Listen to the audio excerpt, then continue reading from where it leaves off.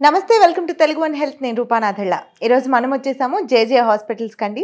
So మనతో పాటు ఉన్నారు గైనకాలజిస్ట్ డాక్టర్ జయంతి రెడ్డి గారు. సాధారణంగా మహిళల్లో వచ్చే సమస్యలు వాటి పరిష్కారాల గురించి మ్యామ్తో మాట్లాడి తెలుసుకుందాం. మేడం నమస్తే. నమస్తే మ్యామ్, ఈరోజు యూట్రస్ క్యాన్సర్ గురించి కాస్త వివరంగా చెప్పండి. అసలు ఏ ఏజ్ గ్రూప్స్ వాళ్ళకి ఇది వస్తుంది? యాక్చువల్లీ మనము ఒక్క యూట్రస్ గురించే కాకుండా జననేంద్రియాలకి సంబంధించిన క్యాన్సర్స్ గురించి మాట్లాడుకోవచ్చు.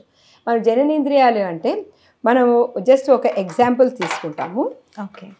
జననేంద్రియాలు అంటే వల్వల్ ఏరియా అంటే ఎంట్రన్స్ ఏరియా, తర్వాత యోని ఏరియా, తర్వాత గర్భసంచి యొక్క ముఖద్వారం, దాన్ని సర్విక్స్ అంటారు. తర్వాత బాడీ ఆఫ్ ద యూట్రస్ అంటే ఇది జనరల్లీ మనం యూట్రైన్ క్యాన్సర్ అంటే బాడీ ఆఫ్ ద యూట్రస్లో పరిగణిస్తాను.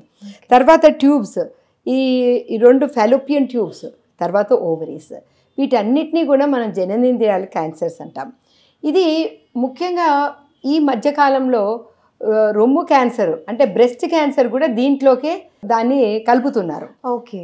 ఎందుకంటే ఒక లేడీ డాక్టర్ దగ్గరికే వెళ్తుంది కదండి.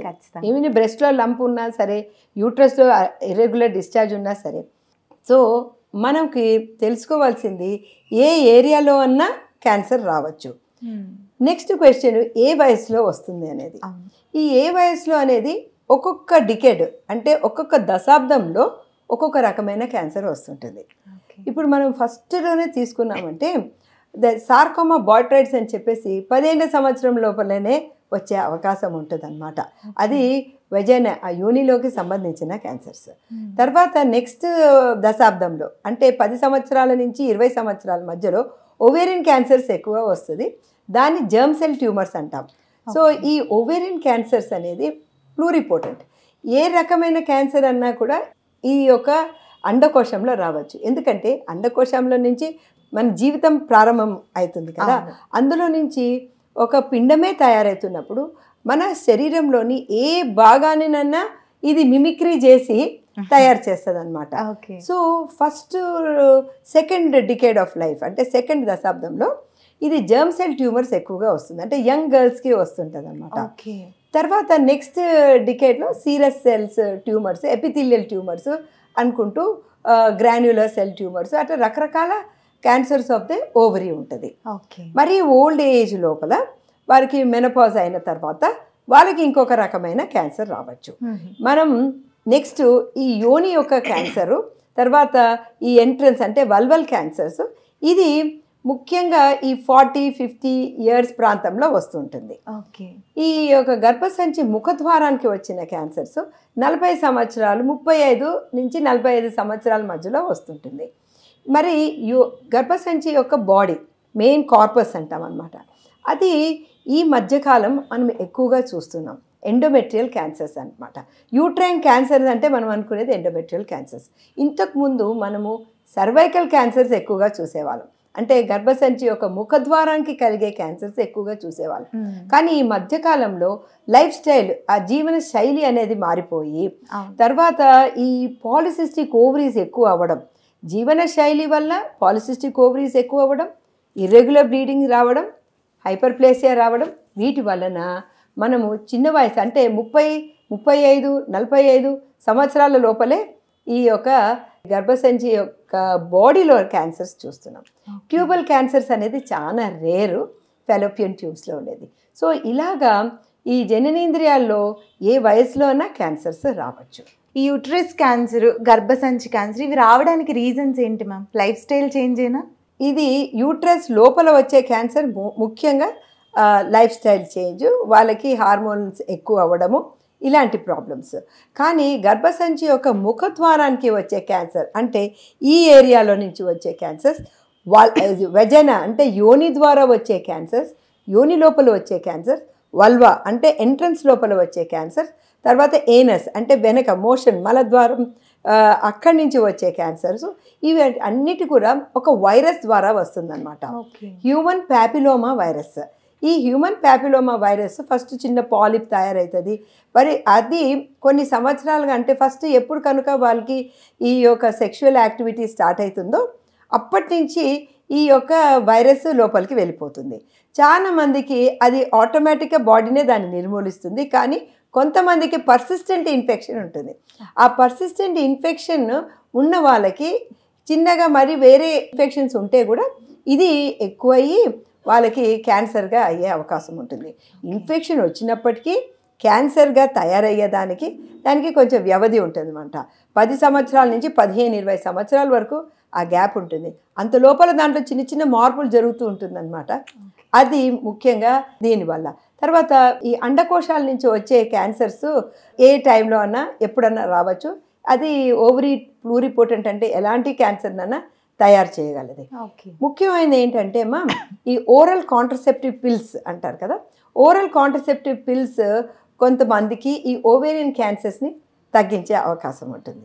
సో కానీ స్మోకింగ్, ఆల్కహాల్ ఇలాంటి పదార్థాలు సేవించినప్పుడు ఈ క్యాన్సర్స్ అన్నిటికీ వాటికి కోఫ్యాక్టర్స్ అంటామన్నమాట. ఆ కోఫ్యాక్టర్స్ లాగా అయ్యి ఆ బాడీ లోపల చిన్న చిన్న కణాల లోపల క్యాన్సర్ మార్పులు జరిగే అవకాశం ఎక్కువగా ఉంటుంది.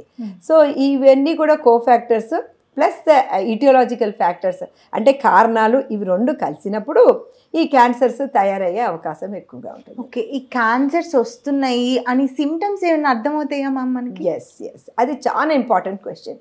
చాలామంది ఏమవుతుందంటే చిన్న లంపు ఉందనుకోండి, లేదా అమ్మాయి పెరుగుతున్నప్పుడు బ్రెస్ట్ డెవలప్మెంట్ అవుతుంది అనుకోండి, అప్పుడు కొంచెం సైజ్ పెరుగుతుంది కదా, అది చూసి క్యాన్సర్ అనుకుంటారు.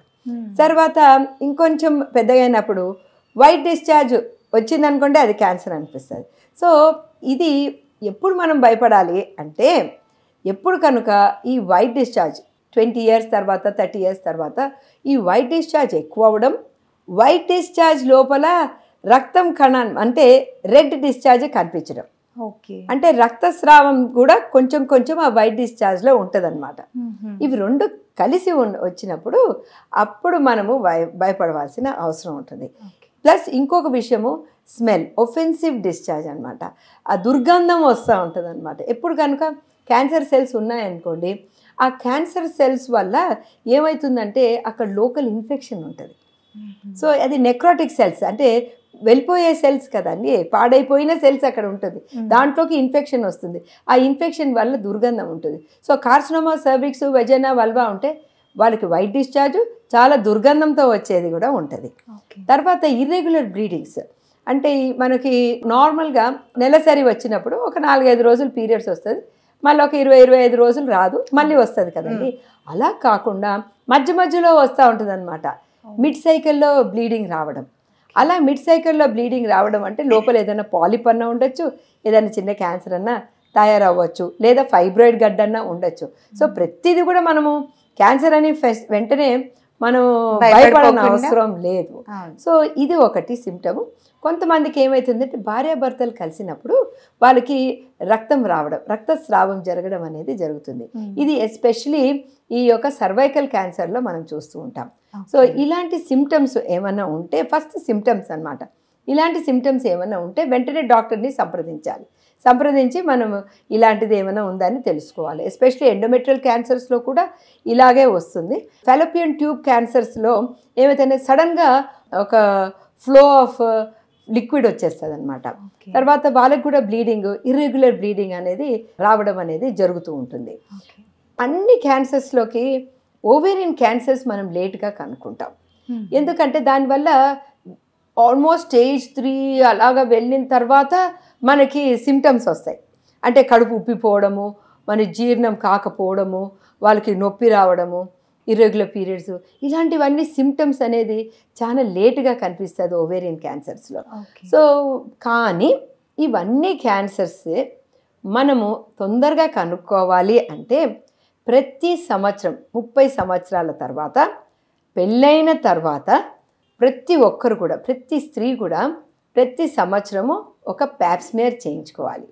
ఒక 3-4 ప్యాప్స్మియర్ నార్మల్ ఉందంటే 3 సంవత్సరాలకు ఒకసారి చేయించుకోవచ్చు. ఓకే, దాంతోపాటు ట్రాన్స్వెజైనల్ స్కాన్ చేయించుకోవాలన్నమాట. మ్యారేజ్ అయిన తర్వాత ట్రాన్స్వెజైనల్ స్కాన్ చేసుకుంటే ఎండోమెట్రియల్ థిక్నెస్ ఏమైనా ఎక్కువైందా. నార్మల్గా ఎండోమెట్రియల్ థిక్నెస్ అంటే ఈ గర్భసంచి యొక్క లైనింగ్ అని, ఈ లైనింగ్ అనేది దాని యొక్క వెడల్పు జనరలీ 8 mm 10 mm వరకు ఉంటుంది. ఈ లైనింగ్ అనేది ఎక్కువ అయిపోయింది అనుకోండి, 10 కంటే ఎక్కువైంది అనుకోండి, మరి మనం ఈ మెనోపాజ్ వచ్చిన లేడీస్కి 5 మిల్లీమీటర్స్ కంటే ఎక్కువ ఉండకూడదు. 5 మిల్లీమీటర్స్ కంటే ఎక్కువ ఈ యొక్క లైనింగ్ అయిందనుకోండి, సో ట్రాన్స్వెజనల్ స్కాన్లో మనకి తెలిసిపోతుంది, ఏదో లోపల పెరుగుతుందని ముందే తెలుస్తుంది.